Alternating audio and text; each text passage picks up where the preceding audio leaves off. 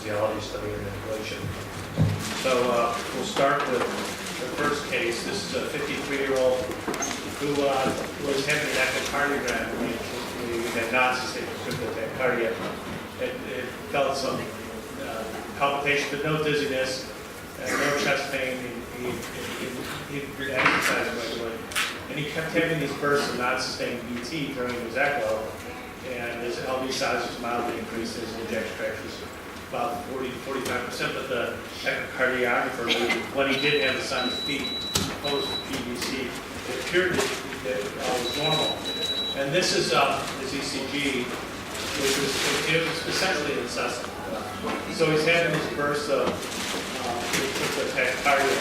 So there's a couple of interesting features on this. One is you see this is a right bundle superior axis, and the right bundle is varying. So there's a little bit of a variation in the pure morphology.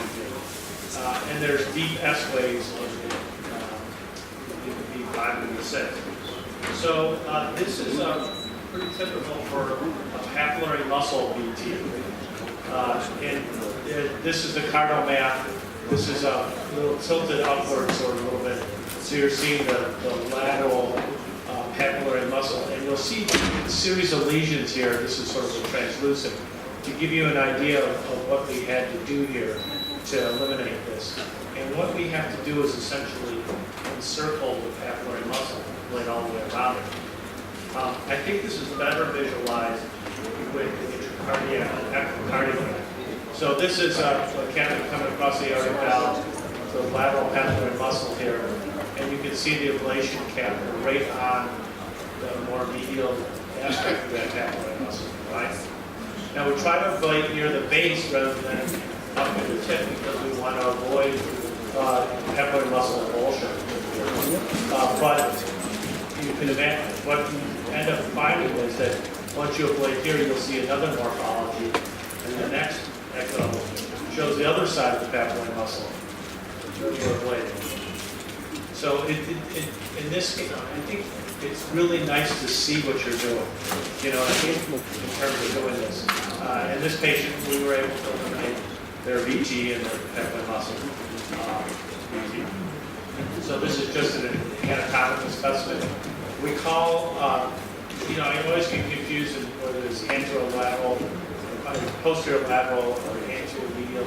I think it's just easier to term the simple papillary muscle or the non-lateral papillary muscle in terms of describing what we're doing.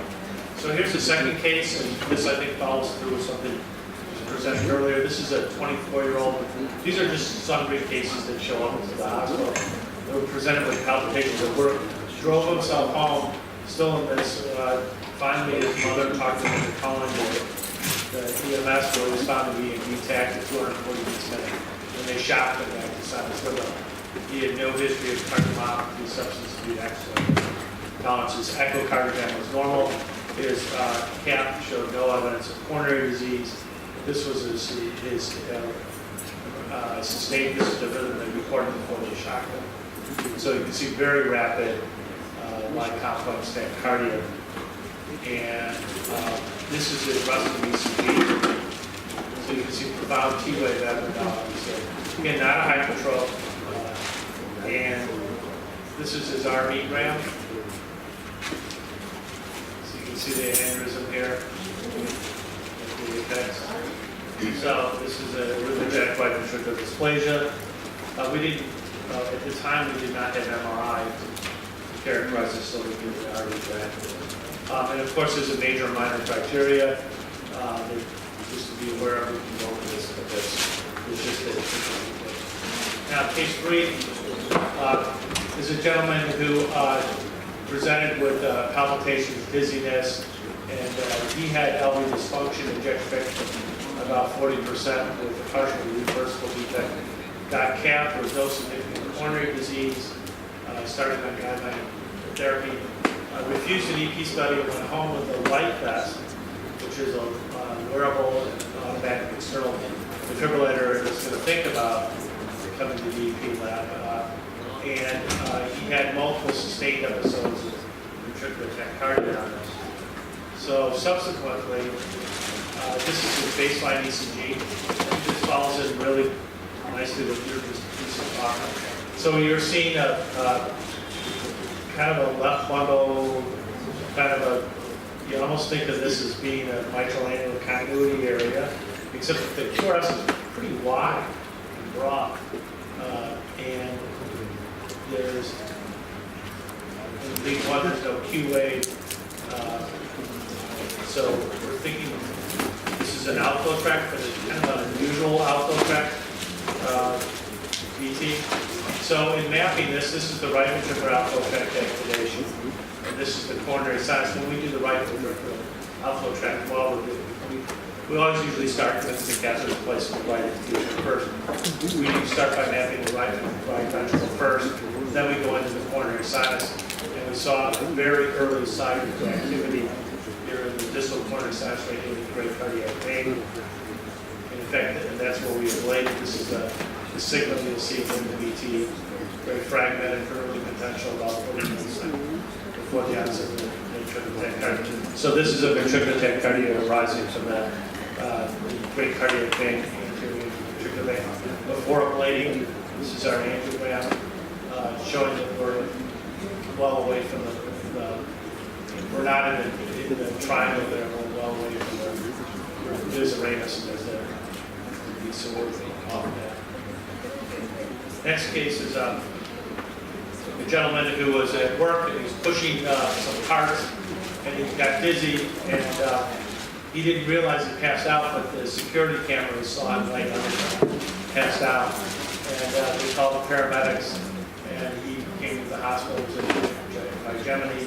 He had normal ejection fraction and PDCs, and then while he was doing the stress echocardiogram, he was off for sustained ventricular tachycardia.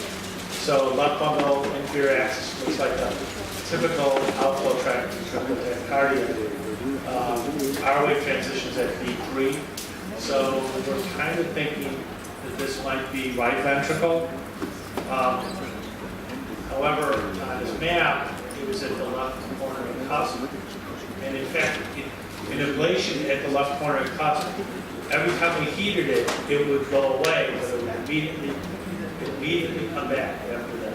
And what we found in this one is that we had to go above the coronary cusp into the sinus, and ablate from the sinus to extinguish the VT. And we had a terrible report. The actual recording was terrible, but it was we could deliver the energy there to eliminate it. So it was just a matter of saying, okay, structurally I know where I am, and using the coronary sinus as your access point to get down on that.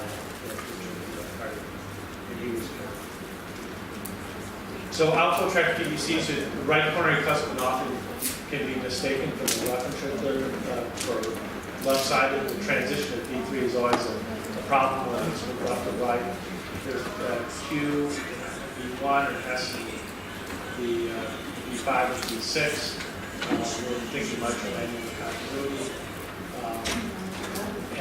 Activation mapping is related well. We rarely use pace mapping. Fortunately, most cuspic topics are below the left main by more than 8 millimeters, so it's not usually an issue. Oftentimes, if you're going retrograde, you'll end up your catheter prolapse into the coronary left main, not inadvertently. And so we'll immediately mark that as a sort of location-wise. That's not, how far away we are from it. And usually you can ablate these go away within about 30 seconds. Usually there'll be a burst of tachycardia, burst of activity. And then the last one's a patient, again, an unusual side of tachycardia. This is somebody with hip surgery and doesn't have recurrent ventricular tachycardia. Telemetry, either previous diabetes, hypertension, and then previous right CCA or his disease. So he had normal function, negative ischemia workup, and then his splenectomy noted on his monitor. Now, you can see this is a left bundle morphology again with kind of a funny airway transition. Okay, lead 3, but lead 3 is negative, or 2 is positive, and F is positive. So you think inferior axis, lead 3 is negative. this is a pretty typical form. And here's the telemetry that is sustained ventricular tachycardia. So taking him to the lab, mapping this. Now this is the we were using a little bit of cardio sound here, along with fan mapping and inspiration mapping. This is the aortic groove here. This is the pulmonic valve here.